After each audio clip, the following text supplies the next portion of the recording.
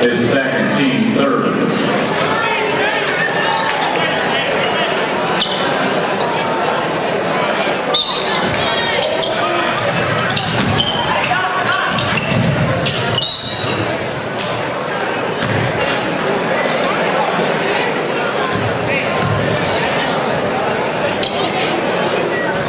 Polar bear foul, Darren White on. His third, team fourth.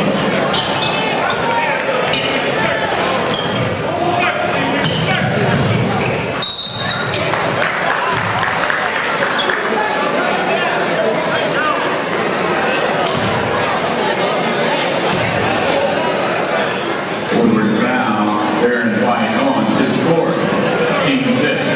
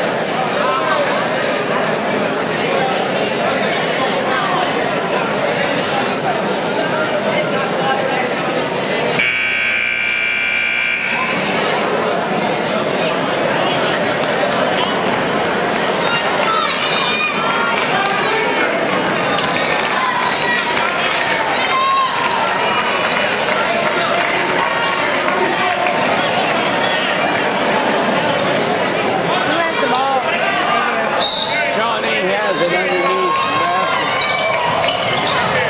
Oh, right there.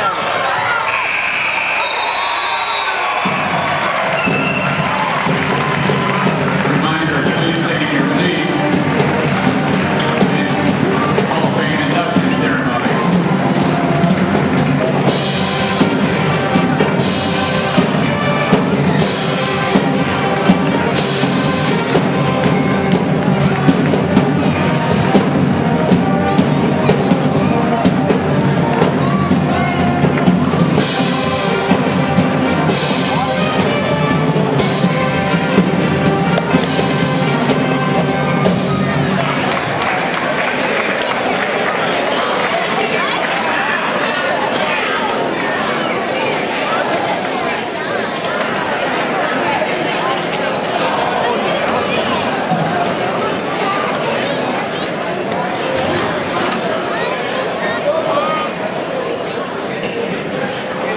Good evening, ladies and gentlemen.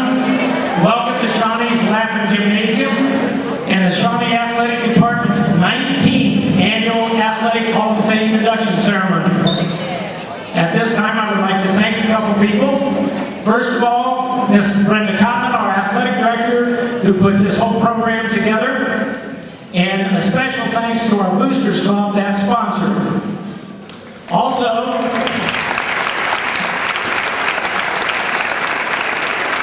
at this time, we have some former Hall of Fame members here. If they would stand up and I could recognize them at this time. We have Lori Wright Camper, Chuck Black, Buzzy Allner, Jeff Allison.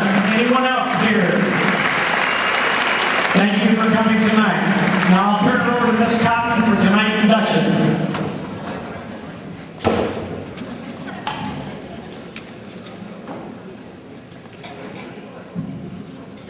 It's my pleasure to introduce to you Rick Snider, class of 1965 of Shawnee High School. Rick was part of the golden era here at Shawnee High School. We had outstanding football and basketball teams during that time. I believe the other teams did quite well, but these two were just really well known. The 1965 basketball team made it to the state tournament, and as many of you remember, we had a lot of fun 5 years ago. I think they had as much or more fun however many years ago that would have been. Rick Snider at that time made it to the all-tournament team. He was named All-State, All-District, WBL were just some of his honors that year as a basketball player. He averaged over 20 points per game. He had 10 assists, and his foul shot percentage was .826. He was called Mr. Outside, so I would have liked to have seen him out here shooting three-point shots now. They didn't have those back then. And without three-point shots, I believe their teams during 1965 scored over 100 points twice, and I believe today we counted up over 90 points 4 times. So without the three-point shot, they really put the points on the board. Rick also was an outstanding golfer. He also helped the team in track his senior year, going out for the first time. I think some of his best memories, though, are the way the teams worked together at that time. They were solid together and counted on each other, and nobody cared who scored the most points or did the most for the team. During our luncheon today, he also praised Shawnee school system, the academics here, and what he's been able to take away from this. Besides Rick being a graduate of Shawnee, his father also was a teacher here and shares many good memories. So we're real happy to have Rick included into our Hall of Fame. Pleased that he can join many of his classmates that came through this school and are part of that golden era. So we'd like to welcome Rick Snider into the Hall of Fame.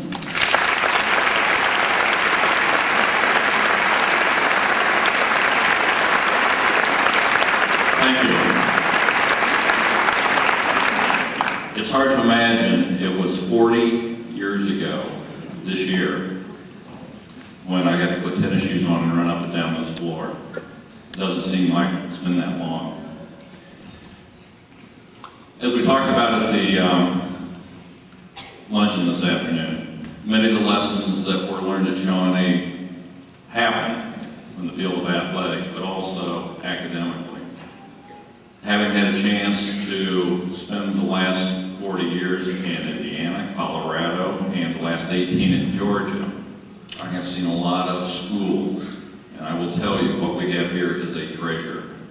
And I certainly hope that as parents, you appreciate that, and certainly as students, you understand the significance of what is offered in the programs that are available here. I would like to introduce a couple of folks. My father, who Brenda mentioned, Paul Snider, known as the Chief for any of those of you who were here a long time ago. Dan, would you please stand up? Beside him, doing the AV work tonight is my wife, Cindy, Dr. Cindy Snider. I don't know if you can see this way. And up in row 9, the woman who sat right over there and went through about 2 rolls of Kleenex every game that we played. My mother, Ruth Snider, up in row 9. If you stand up.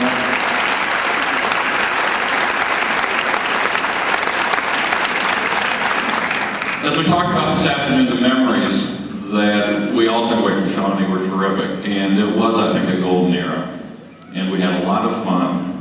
But most of all, as I walk back in here for probably the second or third time in the last 40 years, I am struck by the fact that it still looks the same. And the one thing we want to remember is, this is a venue for basketball, not long-winded speeches of glory days. Brenda, let's play some basketball.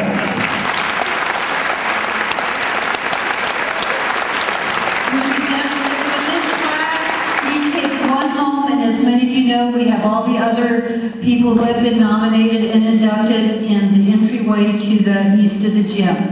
Thank you all, and let's go teams.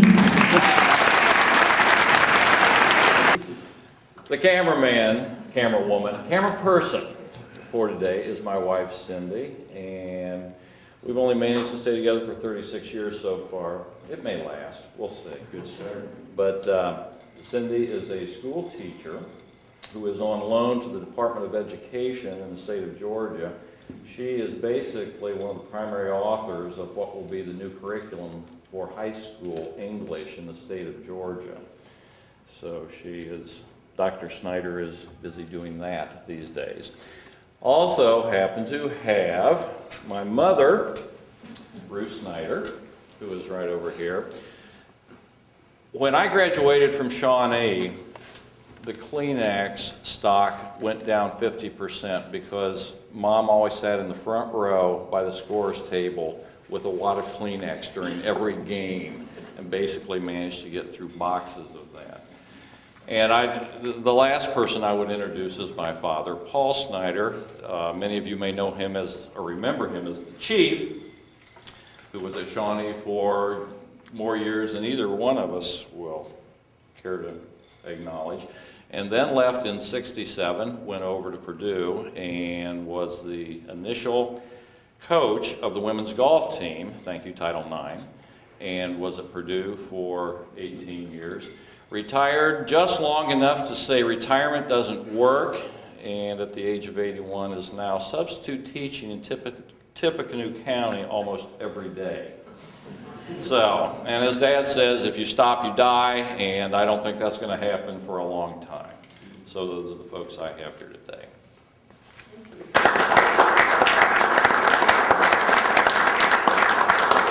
Representing the school, we have two of our school board members. We have Bob Loescher and Greg Wanamaker. Greg is our new president of the school board.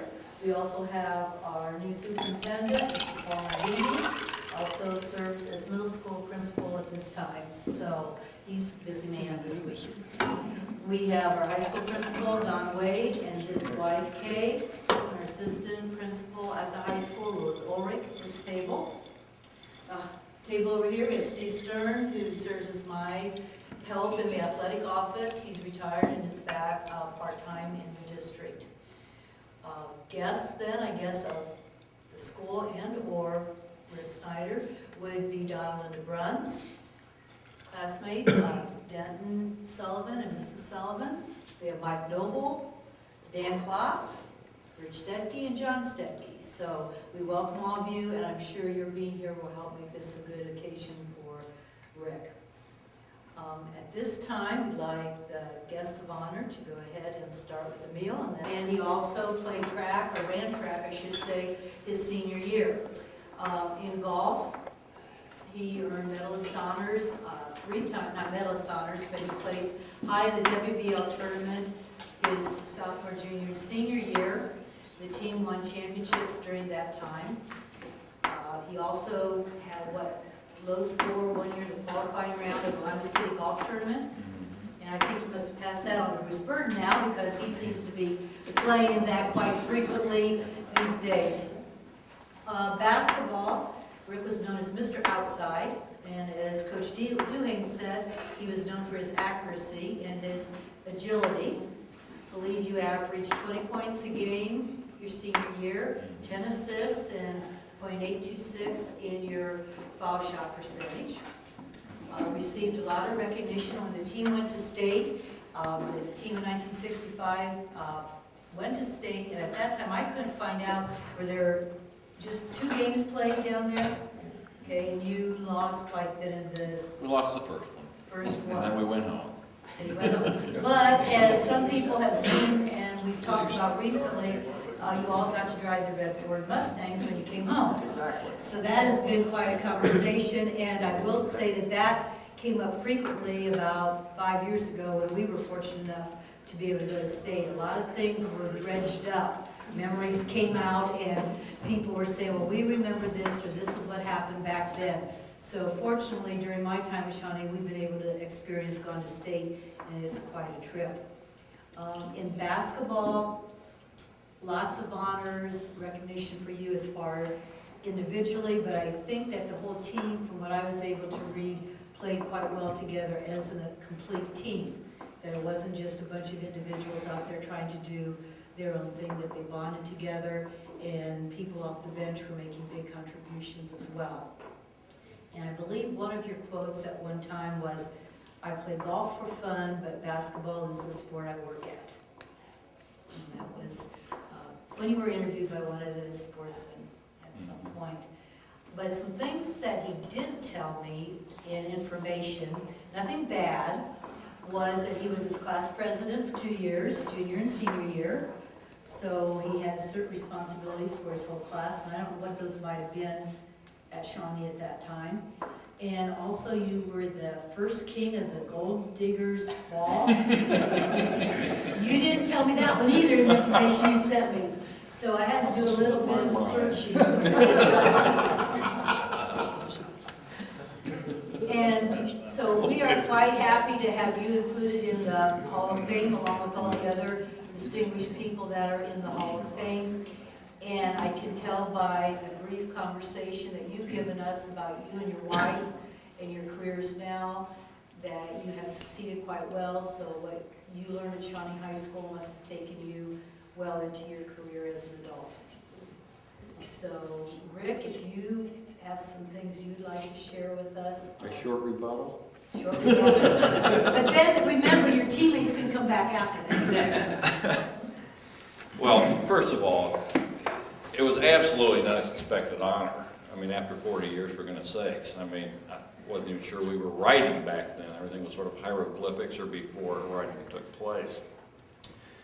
But in terms of the things that we got out of this community, in spite of these four guys who were sitting at the table, we actually turned out pretty well, I think. Include them too. Exactly. It's amazing you're all alive. But it's interesting, the comment that you made, Brenda, about the comradeship and the team effort that came out of Shawnee back then.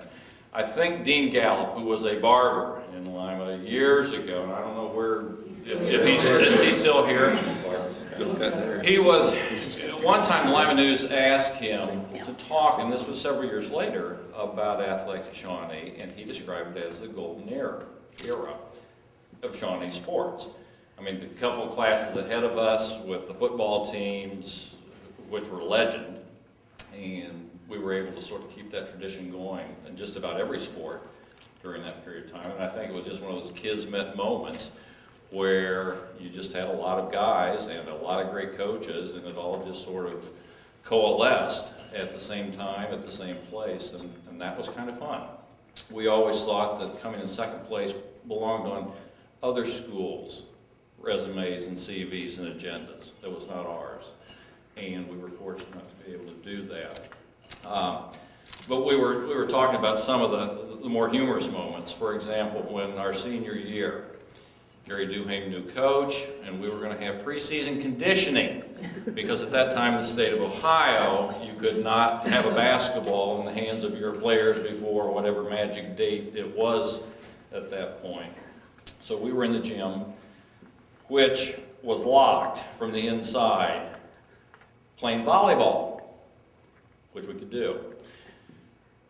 Unfortunately, Gary took a basketball, painted it white, and had the art teacher do it, so it wasn't really a big secret.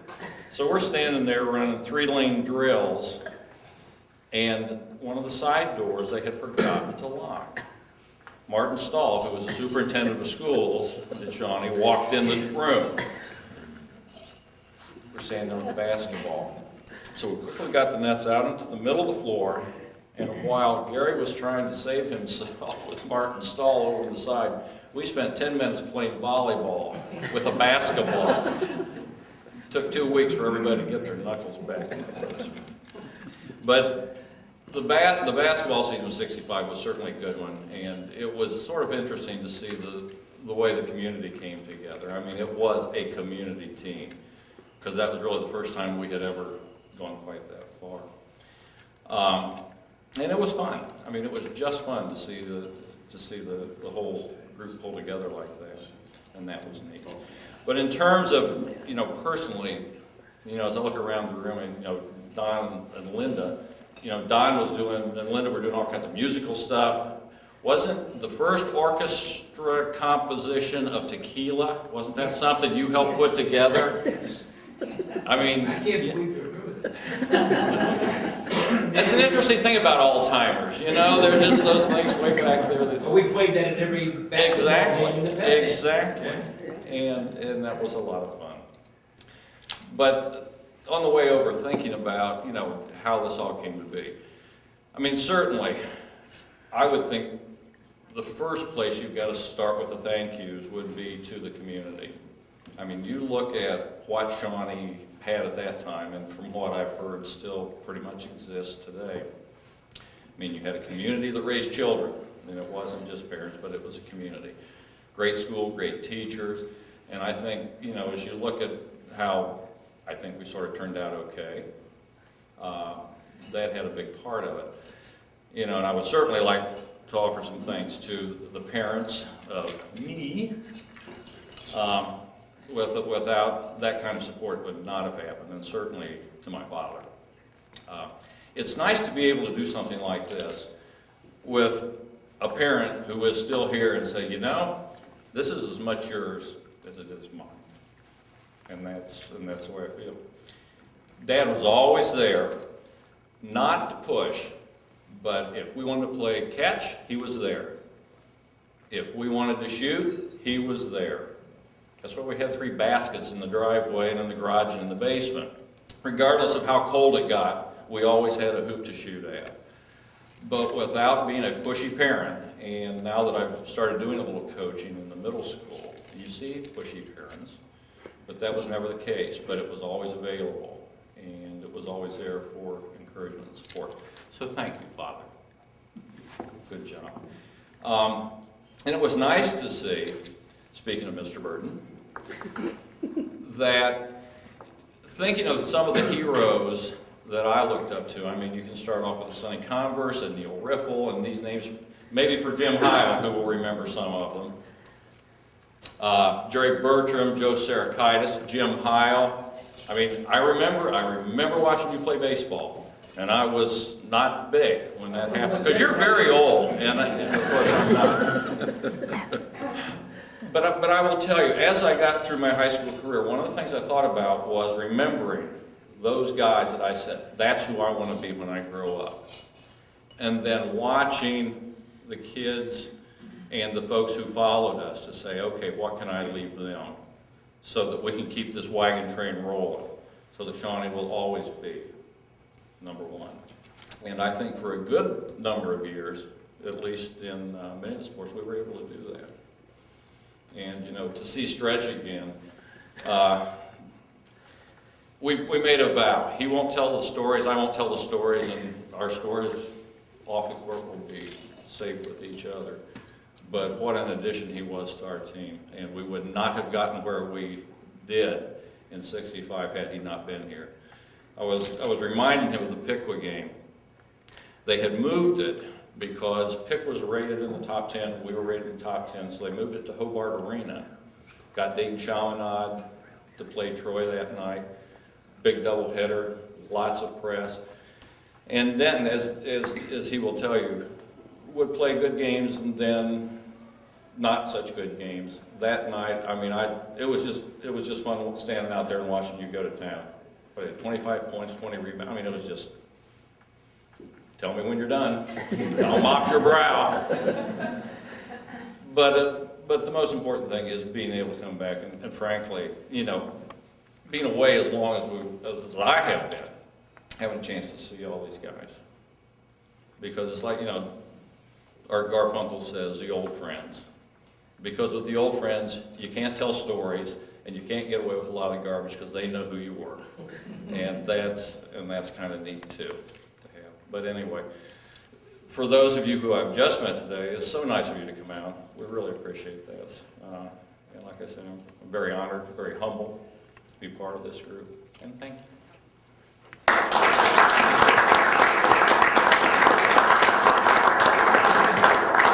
I have one question, Rick, when I was reading over the resume. When you graduated health education from Purdue, then you were in the medical field or the health field, but I was trying to piece together what your responsibilities were during that time before you became... I've been trying to piece that together for about 30 years. Actually, I had got my bachelor's, was about halfway through my master's degree in health education. The game plan was to finish the master's degree at Purdue and then go out to Arizona State in their PhD program. But I had a fraternity brother at Purdue whose father ran one of the largest medical practices.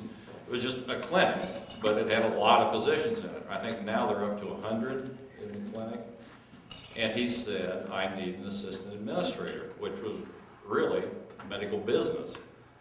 And that was something that I hadn't really had much experience in. He said, I'll teach anything you need to know. So I finished the master's degree and started working there, and 30 years later decided it was time to go back and start what I had originally wanted to do, and that was teach. So that's what I did.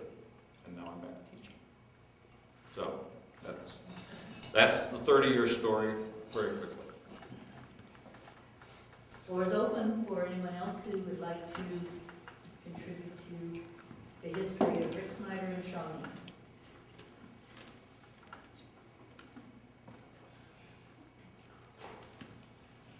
Rick, I have a question to you. You played some basketball at Purdue, didn't you, when you first went over? Right. Now, And you at got injured? that time, freshmen could not play varsity ball. So we played freshman ball. And then right after the sophomore season, I played my sophomore year at Purdue. That was when I had the motorcycle accident. Lost 2 members of the golf team and 1 member of the basketball team in about a 30-second swipe there. And that, for all intents and purposes, ended, in competitive athletic stuff. But it should have been body bag, so we consider it, kind of fortunate that we got out of there in one piece. And you were driving a motorcycle? No, I was just riding. I was a Because passenger. because I remember that your dad was a driver's ed teacher. And I remember you telling everyone, and the biggest thing in high school, well, the second biggest thing in high school that happened to someone, was when we got a driver's license, obviously. Yeah. And I remember you going around and telling everyone, the chief had told you that if you got a ticket, even a parking ticket, the license was going to be pulled. I had a very unhappy childhood. I was abused. It's a long and interesting story. What I remember is that within a month, it seems to me, you got picked up for speeding, and the driver's license apparently was never. We don't even want to talk about that. It was just too ugly. Yes, I think your recollection is absolutely correct. Oops. There was a memorable basketball game between Ohio State and Purdue one night on television. Yes, there was. They cleared the benches, little fight going on, and fortunately, 2 young men from Lima, Ohio were on that floor at that time, and the commentators remarked as the fists are flying, so these 2 guys stand over there talking to one another like nothing was even going on. It was Jeff Miller from Well, actually, we were both at the free throw line, and Al Rowley leaned over to one of our forwards and made an ethnic comment, which I went, uh-oh. And about that time, Steve Howe from Ohio State jumped in because our forward was going after Al Rowley. I looked around and I did a quick head count, and I saw about 50 Purdue shirts sitting in St. John's Arena, and everything else was scarlet and gray. Jeff was out at mid-court, and I just went out and said, Jeff, protect me. and we survived that little melee. The commentators made a big thing of it at the moment because everything was bedlam except these 2 guys standing there together talking to one another. Mr. Outside and Mr. Inside. Where is Mr. Inside? We're asking it. Mike? He comes in periodically. His mom still lives there on Smithsville Road. Where does he lives live? in Lauderdale. He lives where? In Oh, Lauderdale. Has a coal business in Kentucky, so he comes up here periodically, sees his mom. Matter of fact, probably back shortly, because she's been down there for the holidays, and she's due back anytime.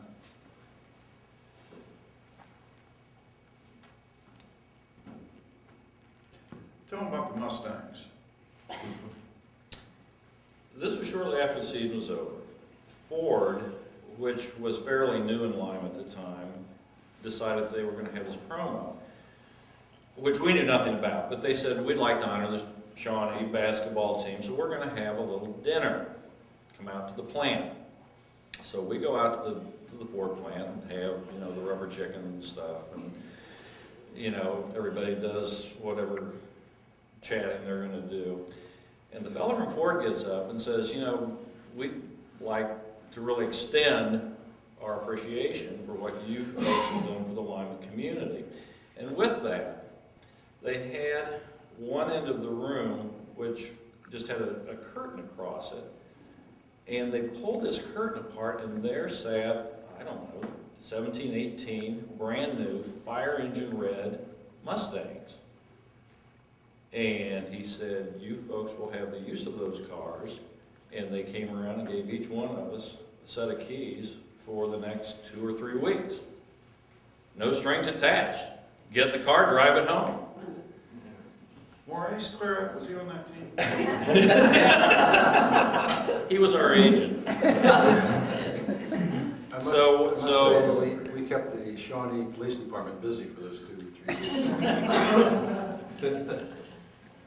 There may have, now this was nothing I did, of course, and I only heard about this second, third, or fourth hand, but apparently there were some rumors that after a rain, if you put it in reverse and just started backing it up, maybe 5 miles, 10 miles an hour, and then slammed that thing into drive and floored it, you could just about go straight down to the hubcaps and burn it all the rubber. Now, I never did that, of course, but I understand that others. But it was kind of fun to pull into the parking lot the next day and see those Mustangs all lined up. So finding dates for the next couple of weeks was not a problem. But that was a lot of fun.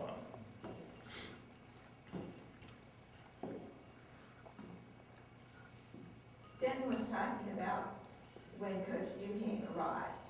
Do you have any recollections about the changeover from Coach Freitas' style basketball? Not at all. Our junior year, we played Sydney down there. The halftime score was in the teens. Sydney came out, got the tip off, and we were in our zone that Coach Freitas liked to play. And there was no shot clock. And Sydney said, okay, we'll just stand out here until we pull them out. There were 30 seconds left in the game when we came out of that zone. Final score of the game, 22-20. There were people from Shawnee and Sydney booing everybody. And we stood there, literally stood there for a half, and did nothing. And finally we thought, well, you know, we need to go out and make something happen. So Gary Duhane came to town. He stayed with us that summer while they were, you know, getting their house and getting settled.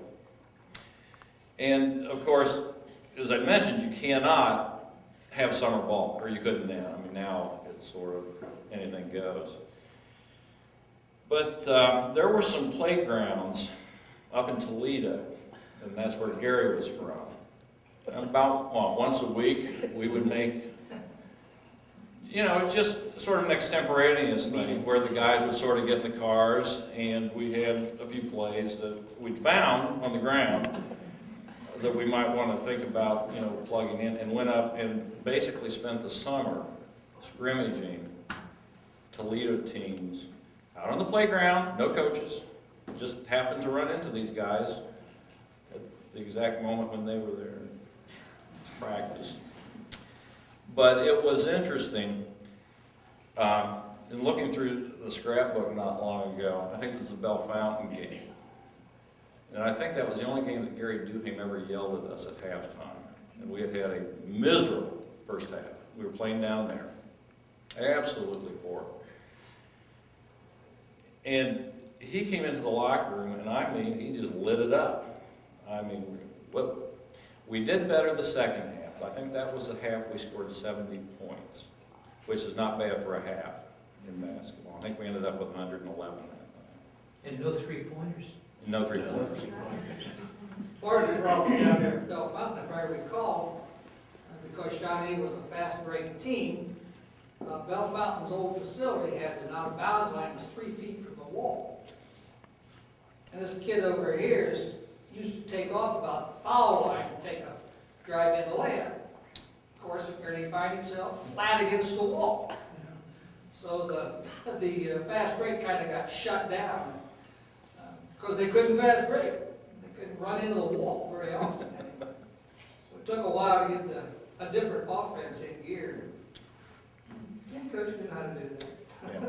But we did pick up the tempo. I think for the year, our offensive average, I believe, was 83 points for the 18 games. And our defensive average, I think, was 58. So it was a pretty good season.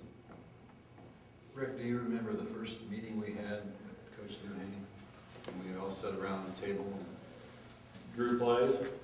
Well, I think, as I recall, he set an agenda for us, or The goals? He helped us set goals, and one of those was to go to state, wasn't it?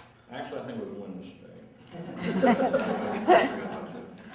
Wednesday. But I think we got 4 out of 5. I mean, I think we did everything else. And that's really the first time that a coach had said, you know, here's what you need, here's what we want to do. Here are the goals we have. But a fun year. He's probably one of the biggest promoters that I've ever seen. I mean, so many people don't realize what he did. I mean, you play a game and he'd spend 2 or 3 hours afterwards writing up these things and mimeographing them off and faxing, or not faxing them out, but mailing them out to all the sports. Yeah.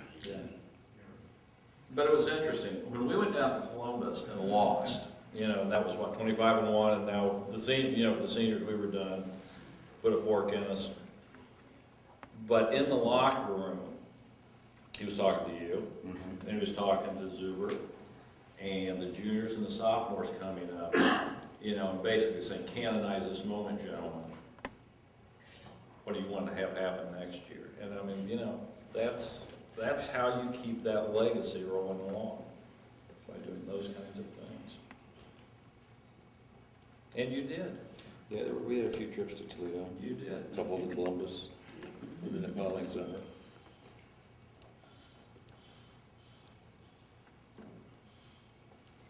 Two times I remember Rick the most, I think. Well, many. Rick and I grew up together. You don't. We'll be nice. Be careful. We'll be careful. But one was when he came back from Purdue after his motorcycle wreck. I'll never forget us sitting out in those days, y'all had patios, and we were sitting there with my brother, and Rick came limping out of that car, and man, he'd sit down for a while and laugh. I'm sitting there and get tears in my eyes, and man, my brother said, you know what a fighter is? He'd fight Goliath. When we were kids, he could fight anything. His thing was standing there with Jeff Miller. Yeah, that was nice for them, but Rick would fight at the drop of the hat when he was younger. When we were caddies, he got me in numerous troubles and fights. That was you that was getting me in trouble. Yeah. I was trying to save you. The other time we were playing in a golf match, and I leaned on my club on the outside of the trap. My ball was in the trap. And they're shooting way over the ring, and I wasn't trying to feel the sand. I just had my club touch the sand. This guy said, that'll be a stroke. I said, okay, that's the rule. Rick and I are mad. We walk up next day, and the guy says, now where's this go? Rick goes, I haven't a clue. Guy walked up the top of number 15 to find out where the hole was, and he walked every hole thereafter to see where it was. Not a word from Rick or I. But he's always been a good friend and always got to stick with people. We took a couple beatings together. For a good cause. For a good cause.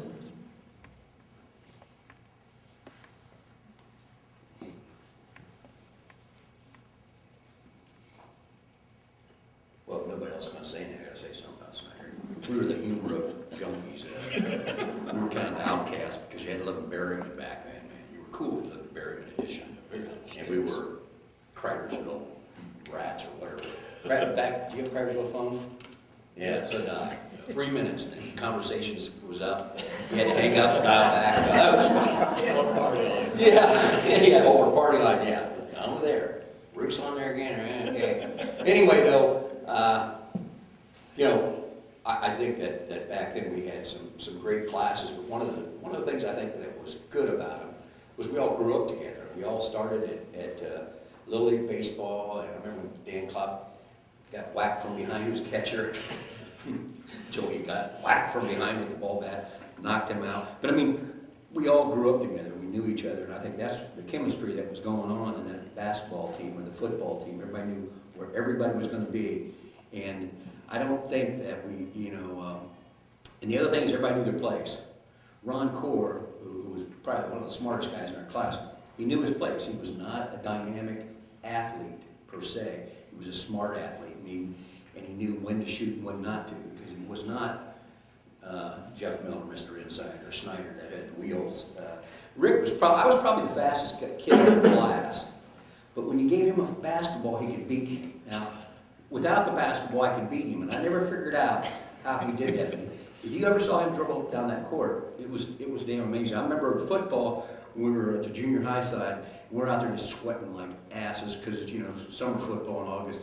And Rick's over there on those tennis courts that we had and running up and down doing layups. And I thought, what in the hell? Nobody's playing him. What is he doing that for? Running up and down all the way, back, forth, making the layups. And it paid off because he was Cleveland East Tech and Lorraine Admiral King, they were fast. And Rick just left them. I mean, it was scary. And there he goes. There's that layup that he was doing over on that playground. So, he was good. It would have been real interesting if we'd had the three-point play, and if we'd had a little bit of experience at state. When first time you go down there, and you go into St. John's Arena, which is still a great place. You talk to who was somebody talking about? Who's the guy who does the play-by-play?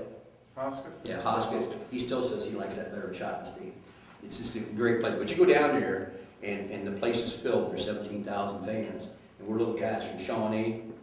It was scary. They were scared to death. And I think at that time, Duheen changed it. He wanted you to go down court and wanted Jeff to bring the ball down for some reason. Well, he went down court and so Jeff. And we had 3 penalties, as I remember, right off the bat. Boom, boom, boom, for not getting the ball in bounds. And I think the crowd got into it. And so I don't want to make excuses why we lost.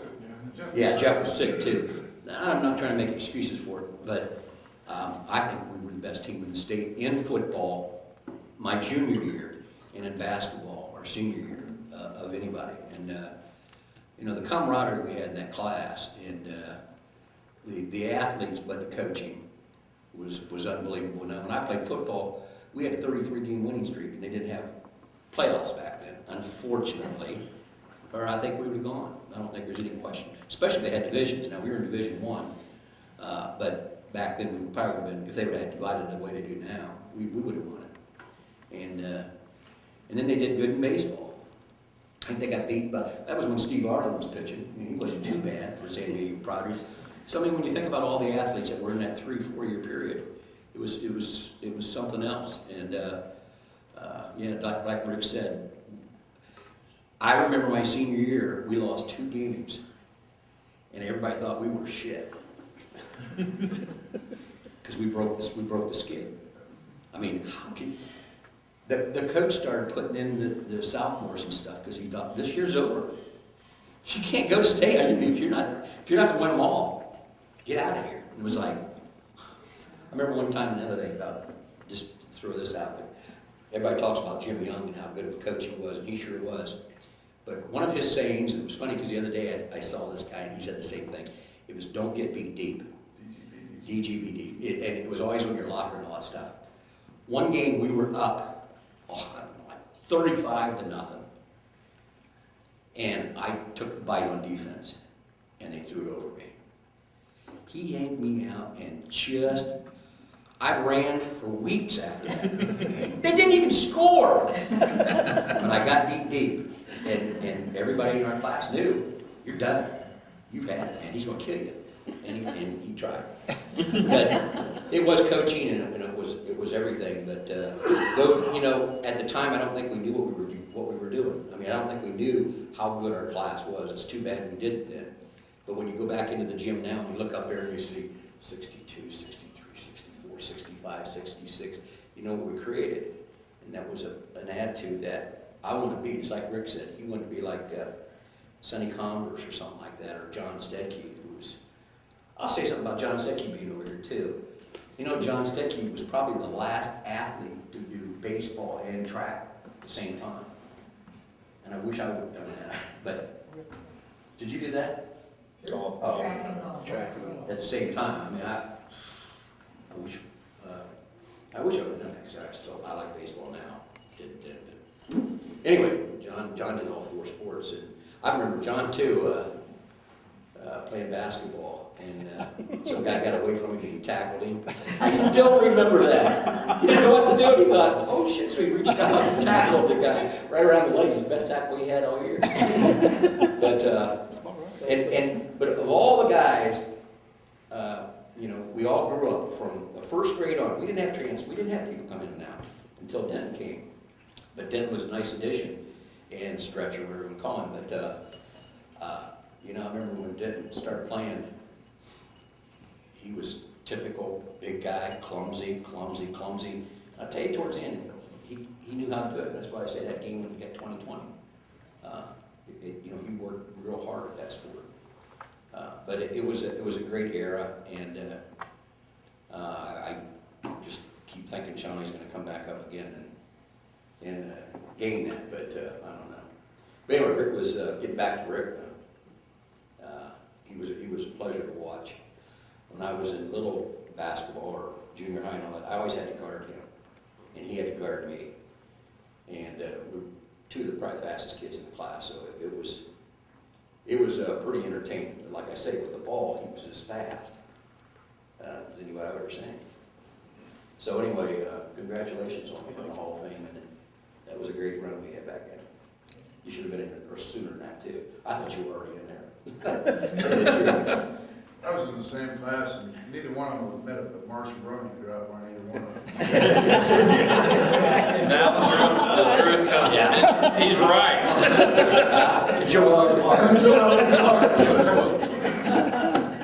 Hey, Devin, somebody asked about the changeover when Dewey came in from Freitas. And I remember running the 3-lane fast breaks continuously. That's all we did.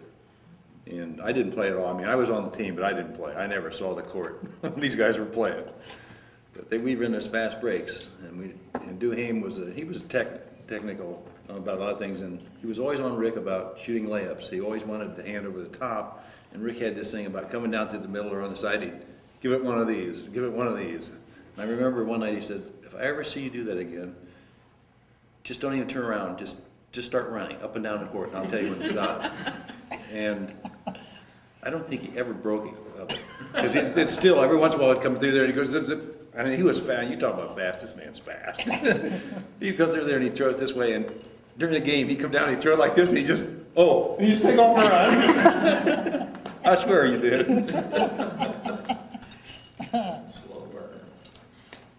You know, Dave talked about the camaraderie and how these guys grew up from just kids.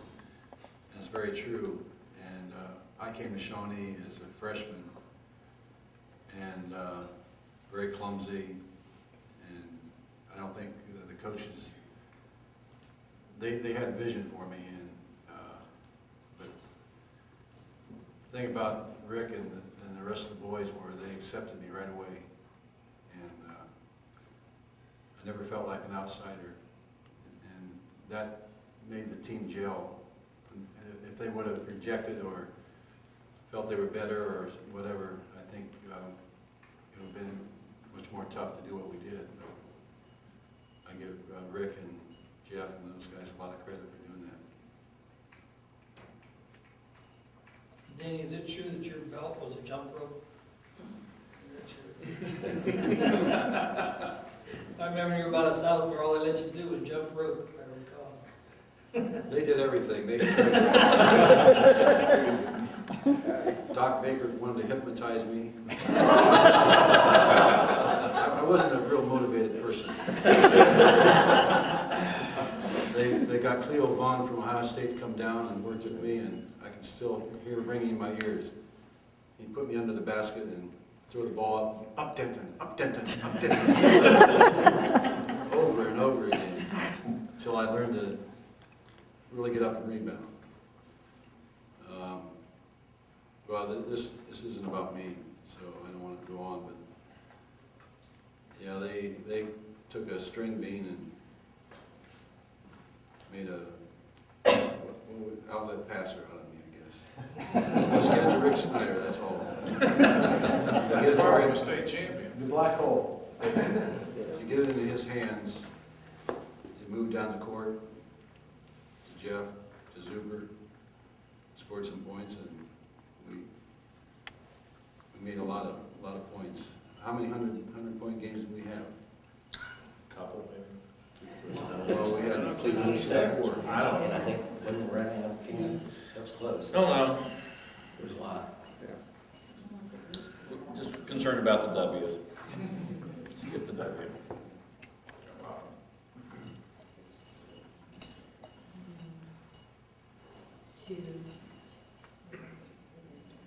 Two 100-point games in the regular season. 94, 90, 94, 90, 96. Fun to score. Can you shoot a three-pointer now?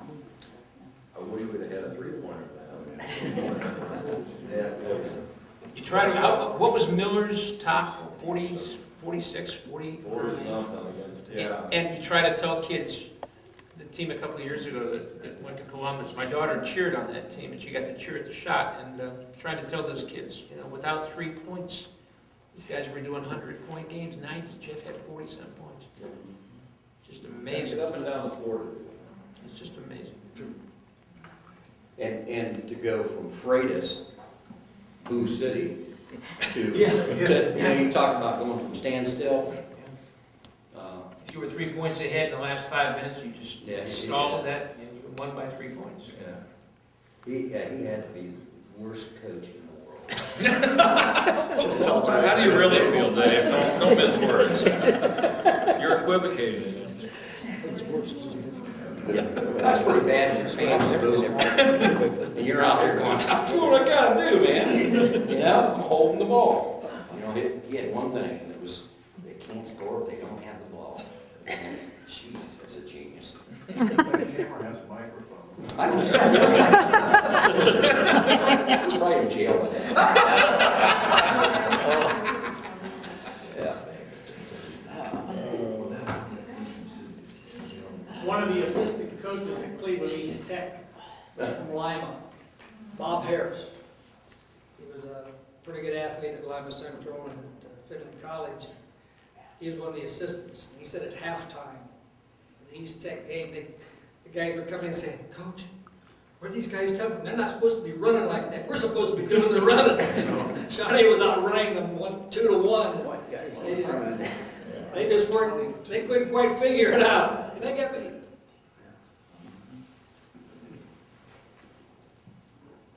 Yeah, the regionals, those were two pretty good. I think That was good games. we ended up with, 199 points in those two games? 199. Yeah. You got a Well, great right now, balance. King got pretty good. Yeah. He went on to Indiana, All-American. Two of them back, one was a sophomore and a senior. Yeah, Bubba. Yeah. Had to guard him. Good, he was good, as a sophomore, he was pretty Yeah, he good. was. Yeah. Scouting that game that Marine played at Bowling Wallace cost me $65. But Bud Marshall fell asleep driving back, not me, and didn't see the patrolman behind me. The East Tech game was kind of interesting. It's the only time that I can remember. It was in the first quarter, and East Tech had brought in 20 bus loads, and I mean, they were just back to back to back, and they're there. First quarter, one of the teams called timeout. So we are breaking the huddle, going back on the floor. The East Tech cheerleaders are doing whatever little cheer they were doing out at mid-court. I'm walking by one of them. She comes up, goes wonk, right in the chest. Didn't knock me down, but I mean, you're not expecting to have somebody give you a forearm in the middle of the chest as they run by. Whoa, this is going to be fun. Never had that happen before. If I remember right, you guys ran into, it was like 20-2, 20-4, big time, got a big lead early in the first quarter, and then it didn't change much thereafter. I mean, the first quarter you got them, and it was feeling like We were crazy. on the ponies that night. Yeah. You know, you mentioned Young earlier. I was lucky enough, my wife was graduating a year before me, and they had their class reunion this summer. He was nice enough to come back for that. And before that, he handed out like a 3-page description of what his favorite teams were. And you gotta understand, this guy coached at Purdue, I'm Shawnee, then Purdue, West Point, Arizona. He's a big-time coach. Out of all his coaching experiences, Lima, Shawnee, was his most favorite coaching position. And he attributed that to the kids, the community, and the success that he had. But I mean, that says a lot for Shawnee, it really does. And not to take anything away from you, but you mentioned it first, so I just. Well, but it's true. It's true. I think that's a big part of it. Yeah. First grade, Miss Kaler's class. Yes. Alphabetical order, SNI, STE. First kid I met at Shawnee. First grade, first day. I think you were the first kid I ever had a fight with.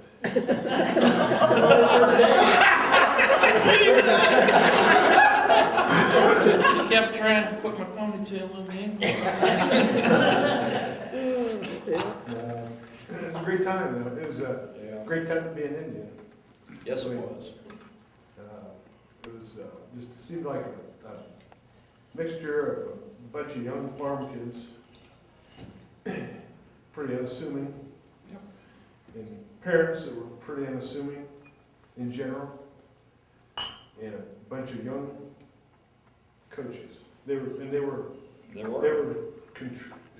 quite younger than what we would have perceived them to be at that time. I mean, anybody, Ruth, Mrs. Snider and I said that, everybody that was old seemed old. You know, I mean, as a kid, if they were an adult, if they were out of college, they were old. But there was an awful lot of young. Now it's us, Rich. Yeah, but there was an awful lot of young, very enthusiastic coaches that came along that brought a lot of young coaching experience with them, new experiences to a school system, and it just came together. And it was not just a year, it was several years. Like Rick said, it was 3 years before our class and probably 3 years after our class. It was magic. Sure made my high school time seem like a wonderful time. You think it had anything to do with the paddle he carried? Yeah. It had a lot to do with it. Yeah, he grew big ones. Yeah, old man Jim Lyle was 7 years older than I was. Yeah. So, Who could hit there any you harder go. than Bob Shackleton? Nobody. And, how much older was Jim Young than you? 3 years. 3 years. 4 years. So, I mean, and Larry Smith had just graduated from college. Yeah. A year. He's a maybe year two. older than I am. Yeah, so that seemed like that was a secret. A bunch of kids that didn't know any better. We didn't know any better. And didn't think about it. Then we believed him. And those Well, you guys, had 2 coaches there that didn't know what losing was in high school. They'd never been beaten in high school. they've been Van Wert. And Van Wert, Yeah. coming out of a single wing offense and went Bowling Green, and you didn't lose under Doig Perry. Right. And, You had theater too. pardon? Theater too. Yeah, Rod was there, he came out of Western Michigan. But Jim took that job, Smitty followed him, invited me. Here we were. It was pretty awesome. You know, you're talking about being an Indian at that time. Somebody the other day, they knew that this was taking place, they said, "Will Chief be there?" I said, "Yeah." They said, "How did he ever get that name?" I said, "Well, I remember one day, something happened, and his comment to us in the locker room was, we've got too many chiefs and not enough Indians, and I'm the chief." From then on, there he is, the chief right there. He never left. Anybody went through that school was, he was chief. They probably didn't know his last name. That's right. I thought you were head of the paper or something. Probably, no. I didn't write the paper.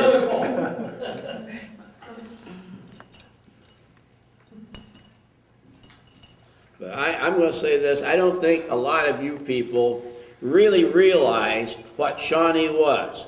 I was a principal and a basketball coach at Beaver Dam, and in 5 years I think I'd won almost 90 games, beat Shawnee like a rug.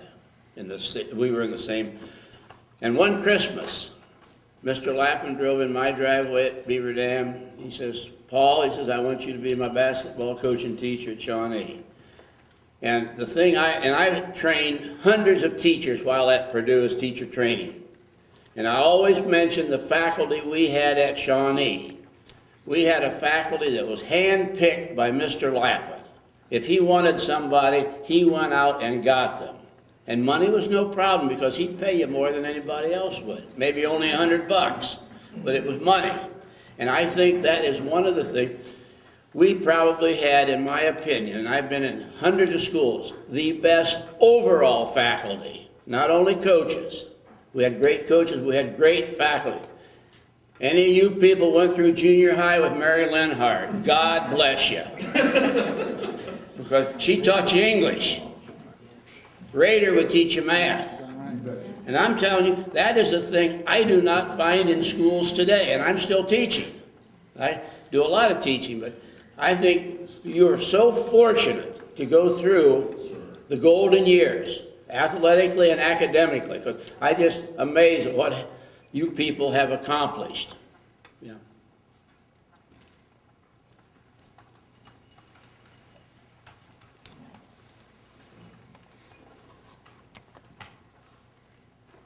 Well, it sounds as if everyone has wonderful memories of those times, and it's fun for me to learn about them. We hear bits and pieces as you go through Shawnee, but until you can hear things said like this today, you don't really put it all together. And like we said earlier, the 1965 yearbook is nowhere to be found in Shawnee. It's nowhere to be found. We cannot find a copy of it. One reason might be because of Paul's picture with that flat top. He might have stolen it.